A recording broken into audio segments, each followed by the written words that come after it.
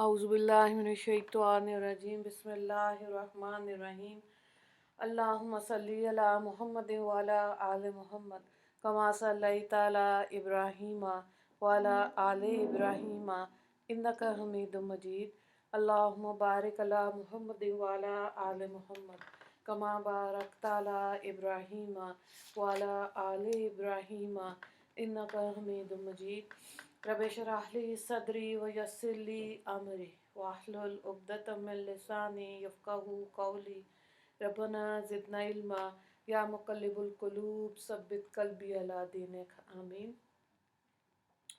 सूरह सबा हम शुरू कर रहे हैं आज, और इसका रुकू नंबर 1 आज देखेंगे। इस सूरत के दूसरे रुकू में कौम सबा का तज़किरा फरमाया गया। इसी मुनासबत से सूरत का नाम सूरह सबा रखा गया। ये सूरत मक्की है और मक्की दौर के तकरीबन दरमियानी ज़माने में इसका नज़ूल हुआ। मौजूदा तरतीब के लिहाज से ये कुरान पाक की 34वीं सूरत है, मगर बाहिसाब नज़ूल इसका शुमार 85 लिखा है, यानी 84 सूरतें इससे कबल नाज़िल हो चुकी थीं और 29 सूरतें इसके बाद नाज़िल हुई। इस सूरत में 54 आयात हैं और 6 रुकू हैं। बिस्मिल्लाहिर्रहमानिर्रहीम अल्हम्दुलिल्लाहिल्लज़ी लहू मा फ़िस समावाति व मा फ़िल अर्ज़ व लहुल हम्दु फ़िल अर्ज़ व हुवल हकीमुल ख़बीर यअलमु मा यलिजु फ़िल अर्ज़ि व मा यख़रुजु मिन्हा व मा यंज़िलु मिनस समाई व मा यअरुजु फ़ीहा व हुवर रहीमुल गफ़ूर।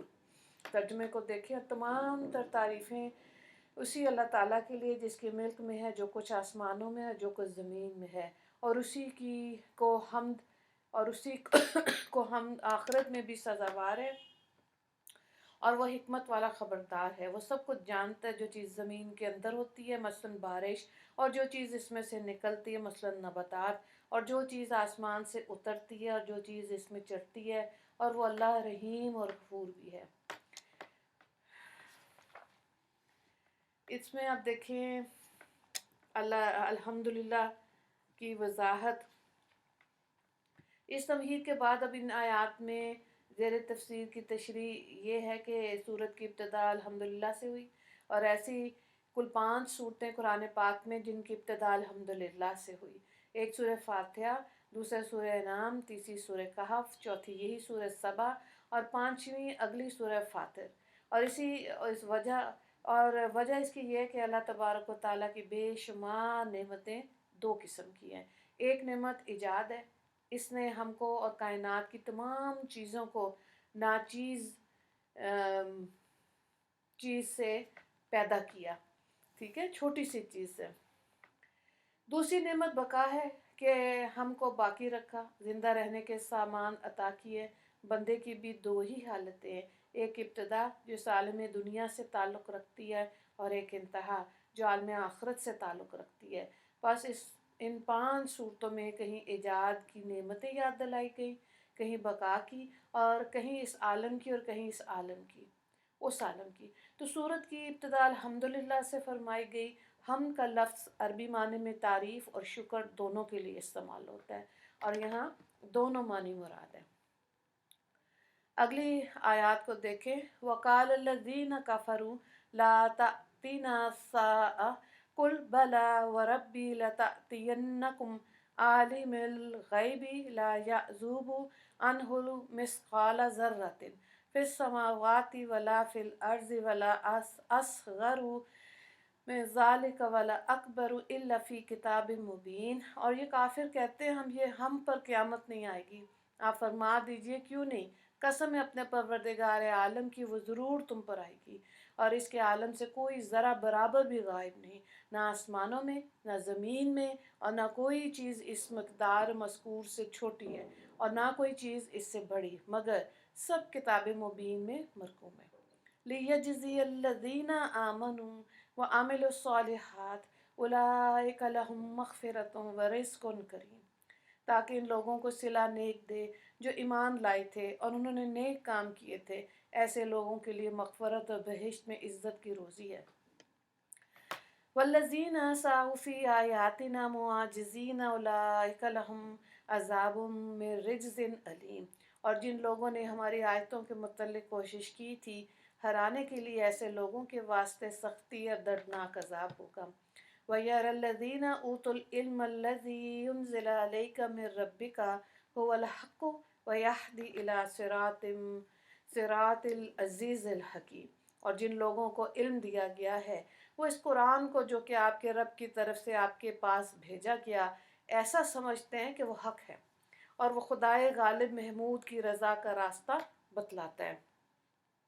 تو یہاں پہ یہ دیکھیں کہ تمام قرآن پاک میں 3 آیتیں ہیں جہاں قیامت کے آنے پر قسم کھا کر بیان فرمایا گیا۔ ایک سورہ یونس جہاں پر ارشاد ہوا وَيَسْتَنبِئُونَكَ أَحَقٌّ ہوا قُلْ يَا وَرَبِّ إِنَّهُ لَحَقٌّ وَأَنْتُمْ بِمُعْجِزِينَ۔ لوگ آپ سے دریافت کرتے ہیں قیامت کا آنا حق ہے، آپ کہہ دیجئے ہاں میرے رب کی قسم وہ یقیناً حق ہے اور تم خود اللہ کو مغلوب نہیں کر سکتے۔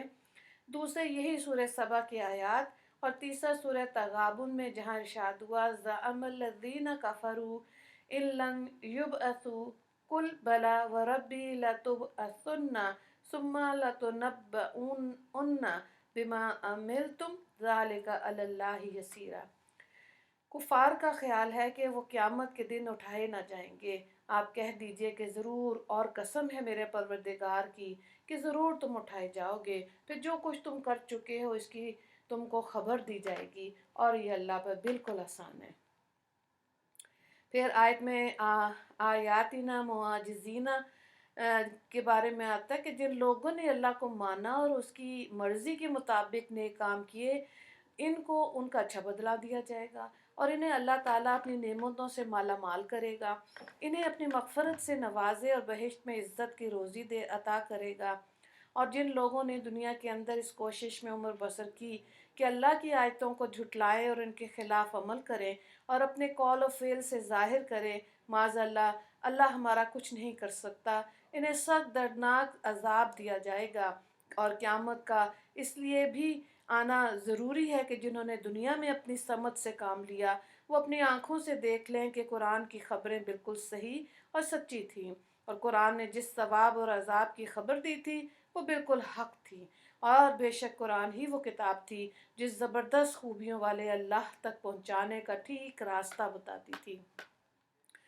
اگلی آیات کو دیکھیں وَقَالَ الَّذِينَ كَفَرُوا هَلْ نَدُلُّكُمْ عَلَىٰ رَجُلٍ يُنَبِّئُكُمْ إِذَا مَزَّقْتُمْ كُلَّ مُمَزَّقٍ إِنَّكُمْ لَفِي خَلْقٍ جَدِيدٍ۔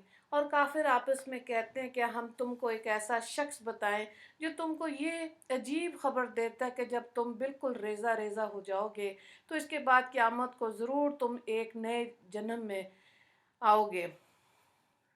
معلوم نہیں اس شخص نے اللہ پر جھوٹ بہتان باندھا ہے یا اس کو کوئی کسی طرح کا جنون ہے۔ افطرى علی اللہ کذبا ام بہ جنہ بل الذین لا یؤمنون بالآخرۃ فی العذاب والضلال بعید۔ بلکہ جو لوگ آخرت پر یقین نہیں رکھتے وہی عذاب اور دور دراز گمراہی میں مبتلا ہیں۔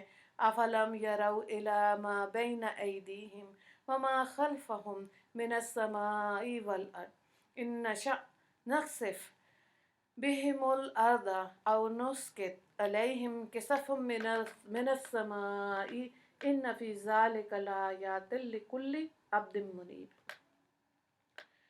تو کیا انہوں نے آسمان اور زمین کی طرف نظر نہیں کی جو ان کے آگے بھی اور ان کے پیچھے بھی موجود ہیں؟